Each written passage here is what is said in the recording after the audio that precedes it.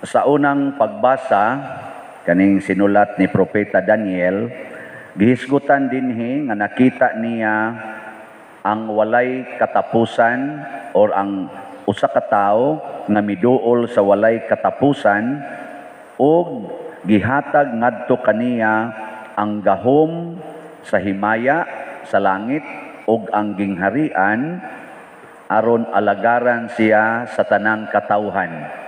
Mao ni siya ang hulagway sa kinabuhi ni Kristo isip hari. Siya mao ang anak sa Amahan, Dios Amahan, siya ang Dios nga anak, siya ang gitudlo nga hari sa tibuok katawhan, hari sa langit ug sa yuta. Pero ang gingharian niya, matud pa niya sa ebanghelyo, wa dinhis kalibutan or dili iya sa kalibutan. Pasabot, ang gingharian niya dinhis kalibutan, dili nato makita. Dili makita. Kaya ang iyang gingharian, tuwa dito sa langit. Gusto mong mutanaw sa iyang gingharian? Gusto mo? Ang unang buhaton, sud og langit. Ganahan mo musud og langit na karon? Ang requirement aron makasud tag langit, kinahanglan tang mamatay. Nya, gusto na mong malangit? Kinsay gusto nang malangit? Oh. Aon sa mo din yung gusto? Maimpirno mo? Kinsay gustong maimpirno? Kinsay gustong malangit? Na ini isa gamay squire, diri wagi ni isa. Ang tanang wa mo isa, maimpirno. Nga naman, kay ang gingharian ni Kristo dinhis kalibutan, nag-agad sa atong desisyon. Makakita tas iyang gingharian, basta mo desisyon ka nga, musulod sa iyang gingharian. Nya unsa man nimo pagkakita? Pasudlon sa Ginoo ang iyang gingharian sa atong kasing-kasing. Mo nang ningon si Kristo sa laing bahin sa kasulatan, ang akong gingharian dili usa ka lugar, dili usa ka butang. Di ka makaingon na tuwa didto, di adire or di adire or tuwa dire or mao kini. Kay ang gingharian kuno niya naa sa atong tagsa-tagsa ka kasing-kasing. So mag-agad sa desisyon. Nakaron usbon ako, akong sutaon ang inyong desisyon. Kinsay gusto nga musod og langit, taas ang kamot. Nanay Jutay. So gamay na lang ang mga yawanon. Ang choir murag hurot-hurot na tingali. Ana. Karon, unsa may mahitabo kun musod ang gingharian sa Dios nato? Di man na siya makita. Unsa may makita? Ang imong kinabuhi mausab. Ang makita, ikaw na. So mailhan na nimong tao nga naay gingharian sa Dios sa iyang kasing-kasing or nagpuyo sa gingharian sa Dios, ngano man matud pa ni Kristo, ang nahigugma sa kamatuoran, mamati kanako. So ang unag yung mahitabo, ang tao nga masudlan og gingharian sa Dios, matinud-anon, dili bakakon. Sige, lingian na imong tupad. Imong tupad ba, lingian. Ing na tinuod ng naong nimo. Ing na ko na. Tinuod na. Ay narabay uban, pinintala nag mga naong. Kiniskisa nagkilay. Inusab na ang buhok, inusab na ang kolor. Nasay uban, dili magpakatotoo nga asawa, murag yung dalaga, magpasiksi-siksi, mag-short-short, og mugbo kayo, kinsa may imong gipaibugan. Ang pare, magpa-ana-ana des ilang dughan, ana-ana, yung ari-ari. Nya, mukalawat ra ba, dugay ra ba kay mulakaw, haron dyan maklaros pare. Nya, kinsa may imong gihagit. Imong bana mo ipakitai ana kay dugay na tong giluod nimo. Pagpakatotoo og asawa ka, pagpakaasawa og inahan ka, pagpakainahan. Ayaw pagsig inuman ng pills. nga kunuhay di ka mamabdos. Ngano di makagustong mamabdos nga inahan man ka? Asawa naman ka, minyo man ka. Nya ikaw sa dalaga, nganong gainom-inom man kag pills, nga dalaga man ka? Ano man? Nagmininyo na ka? Daghan ra ba sa mga dalaga nga minyog binuhatan? Naa say mga minyo, dalaga sa binuhatan. Naay mga bana, ulitaw binuhatan, siging panguyab. Nga naa say mga ulitaw, binyo na sa binuhatan, sige sang panukhang. May pare, murag bana. Nasay bana, murag pare. No, ana. Magpakatotoo na ta. Ug unsa may kamatuoran? Una, kitang tanan mga makasasala. Kana gyud number 1 na kamatuoran. Way tao nga way sala. No, mo na una ha? Lingian na imong tupad sa ikaduhang higayon. Giling niya. Niya pangutanay na unsa roy imong sa. Ni na. Naon to mo angkon ba? Ni na unsay sa nimo ron. Iguli nimo sa inyo, pangutan-an na imo mga kaubas balay. Unsay sa nimo? Imong bana, muulig kadlaw na unsay sa nimo rondong ana. Ayaw pag sige judge kay matud pa ni Kristo, ayaw mo panghukom. Ayaw panghukom. Ikaw animala ka? Ikaw sad-an kang buanga ka? Ayaw. Kay parihara ta pulusadan. Pangutan alang siya. Unsay sa ni moron? Mingon day imong bana. Tintal jud ko silingan dayon. Siya, hay man ana siya. Kanang mubo kay short diha. Ana. Siya mao ba? Nya ikaw day unsa mo say sa nimo? Siya, lami kay kang patyon. Oh, ana. So pulos mo sadan. Ikaw ang imong sa kalagot. Ang iyasang sa dito kaulag. Oh, ana. Di na sa yapon. Imong anak, imong pangutanon dong unsa imong sa adik mong kuaning computer ma. Sige na balang kog duwa ani. Ingka ikaw dong, ay ikaw san maun sa may imong sa. Isa lami kay kang ibalik sa kong tiyan dong may kang tagod-taguron kay di jud ka magamit. Ana. Ana good. Nya human ana, unsa may sunod nga kamatuoran? Nakitang tanan gihigugma ni Kristo og iyang gipakamatyan aron mapasaylo ang atong mga sala. Gihisgutan na sa ikaduhang pagbasa ni San Pablo ang iyang sulat ngadto sa asa to?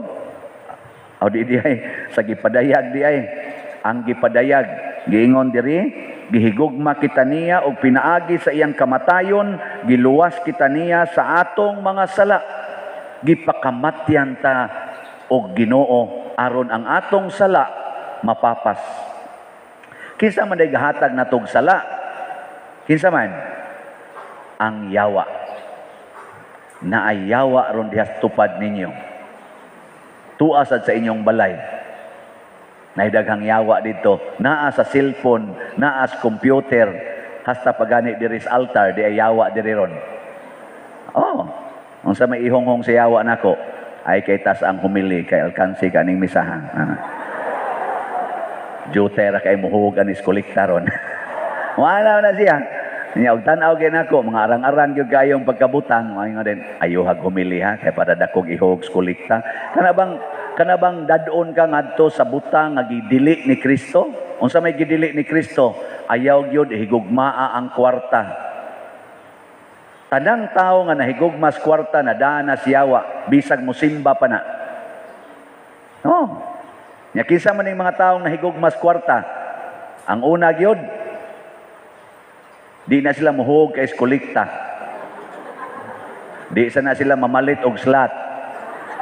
Magsige na sila giyaw-yaw makadungog nga nanasad tay slot. Nanasad. Siya dako ra ba tarog project? Sige project kapo yan. Pero di gid na sila mapulan og sigig pamalit anang ilang mga alahas, kanang mga bag-ong sapatos, bag-ong sinina, panindot anang ilang balay, pangural anang ilang balay. Di gid na sila mapulan ana siging patanto anang ilang kwarta, siging hatag og kana ganing interes anang ilang gipautang, bisag gidili ginas Ginoo ang pagpaningil sa utang. Interesan pag yun. Nya unsa man na?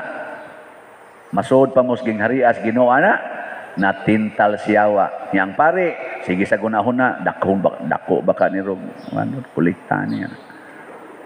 Itanaw na ako nga, maglingiw-lingiw ra inigana sa sibot, wa na ni, kansi na kita niya.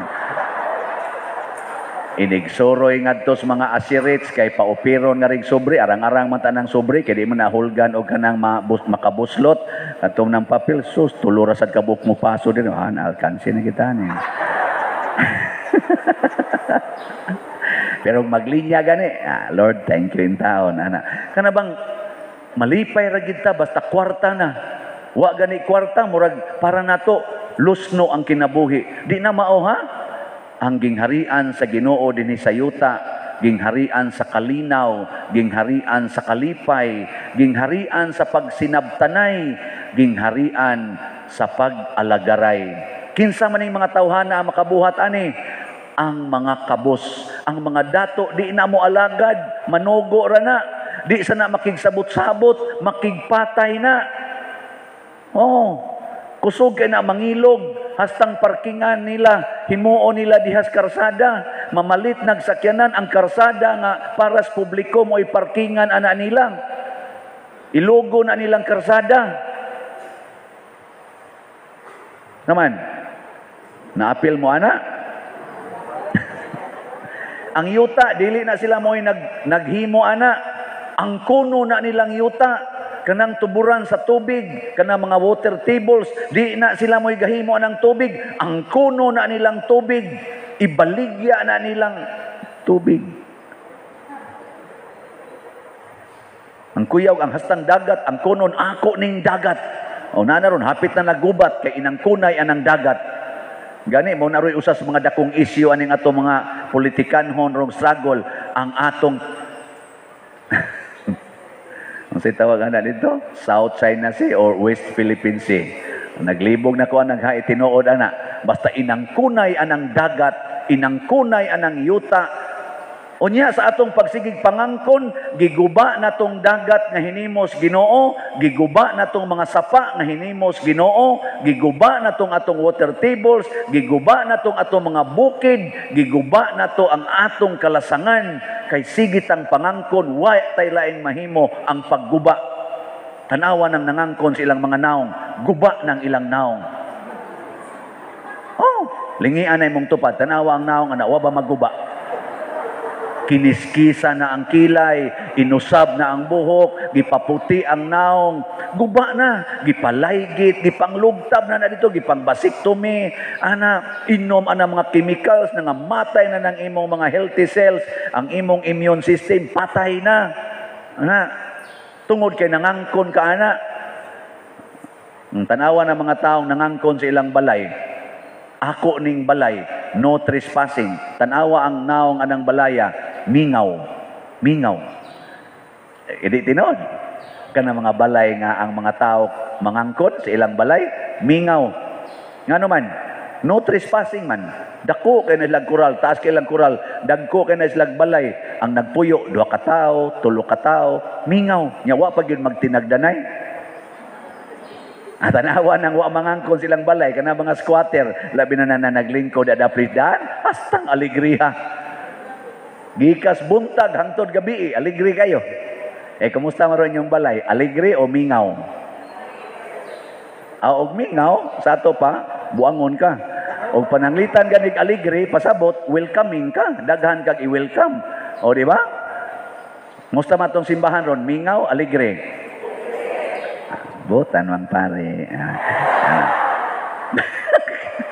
Mga naong ninyo, way klaro ni Father Gahapon dirito ang mga choir, akong gitukod nga choir katong Streamers Choir na as Guadalupe.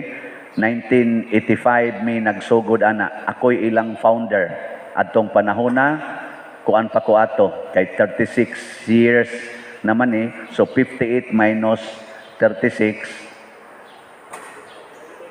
22 years old pa ko. 22 years old ako nang gitukod. Karon 36 years na. Sila'y unang ni-celebrate sa akong birthday. Nga ningon din sila nako, gihimuan ko nilag kanta, nga na chorus nga kanabang paradista ba? Ako yung itong ibutang tarpaulin dito, paradista. Nya ningon din sila, apan karon kay ang tawag kuno nila ko kabos nga dongsyano. Dito sa bukid ba kay ngarga raman kabos nga siyano. Pero karon kuno tan-awa bisan kabos pari na. Wala nila gibutan dito tan-awa bisan kabos daghan nagkolekta. Nya ingon din ko wa gid din ako damha nga sa una magsigi kog pangarga nya ming hatag yung kog higayon nga makatukod ko og choir aron akong ma-share ang akong gamay nga income. Piso-piso nga income. Unsay gibuhat sa Ginoo, nakatrabaho ko og bangko. Land Bank of the Philippines kay ni graduate kog commerce accounting. Share na sad kog gatos-gatos. Wa gyapon mahurot, gihimo na gyud kong pare. Share na sad ko og 1,000. Wa gyud mahurot, gihimo na gyud kong paris priest. Share na gyud kog milyon. Nya din man nagikan. Gikan ninyo naming apil sa akong kausa kay ako ni apil sad sa kausa ni Kristo ang paghatag og maayong balita ngadto sa mga kabus. Si Kristo naghari sa kalibutan, pinaagis mga taong mahigugmaon sa mga kabus. Ang kamatuoran mao kini, bulahan kamong mga kabus kay magpuyo ang Ginoo dinha kaninyo. Apan alaot kamong mga dato kay ang yawa mo'y magpuyo diha ninyo. Mo nang magsigi ra gyud mog pangigi anang inyong mga butang, sige ra gyud mog kalagot anang mga taong mangawat sa inyong butang. Apan ang kabos sama ni Maria ug ni Hesus bisan mismo ang ilang kinabuhi gikawat sa mga tulisan atubangan ni Maria, gikawat ang iyang anak ug gipatay. Wa gyud masuko si Maria. Nganuman kaingos Maria, sige, patya, mubalik na sa iyang gingharian dito sa langit. O kamong tanan, matud pa sa atong ikaduhang pagbasa, niingon diri, ang tanang tao maghilak tungod kaniya.